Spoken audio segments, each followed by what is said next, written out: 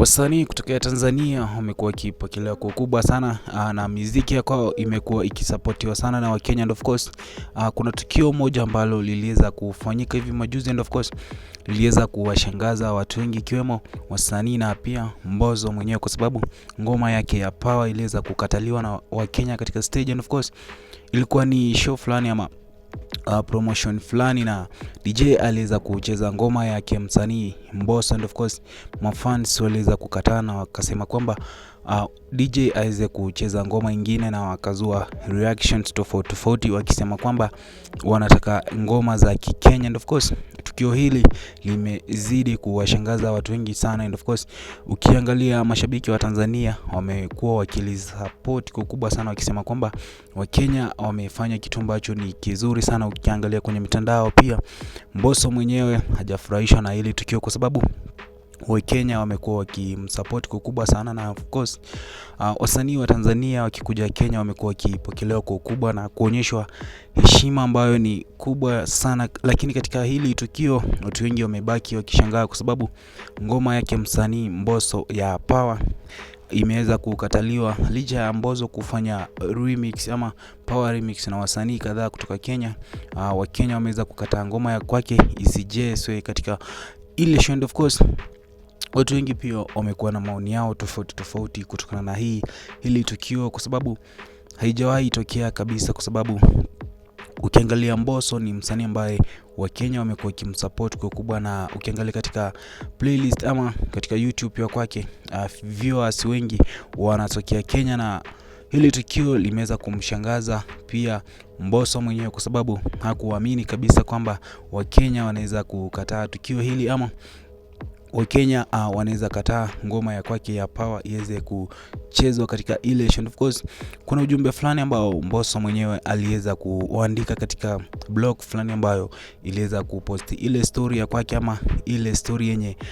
ngoma ya kwake ilikataliwa kuchezwa. So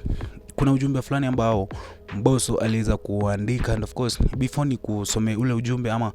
before ni tusome yale maneno ambayo Mbosso mwenyewe aliweza kuyaandika, na kukumbusha tu, kama huja subscribe kwenye channel ya kwetu na ni mara kwa kwanza huenda kupatana na video ya kwetu, uweza kuponyeza alama ya subscribe ili ukuwe wa kwanza kupata updates na videos ambazo tunazipost katika YouTube ya kwetu. So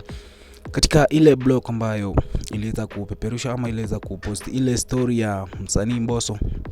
Mbosso mwenyewe alikuja katika comment section na kuandika kwamba Wakenya amekuwa na upendo mkubwa sana na Wakenya, and of course amesema kwamba ngoma za kwake zimekuwa zikipokelewa kwa ukubwa sana, na Wakenya wamekuwa wakimuonyesha upendo mkubwa, na wamekuwa wakipokea kazi ya kwake kwa ukubwa. Lakini katika hili Mbosso mwenyewe amesema kwamba hajaweza kufurahishwa kabisa, na kusema kwamba kama amekosea awaomba Wakenya msamaha, ili ama awaomba Wakenya waweze kumwambia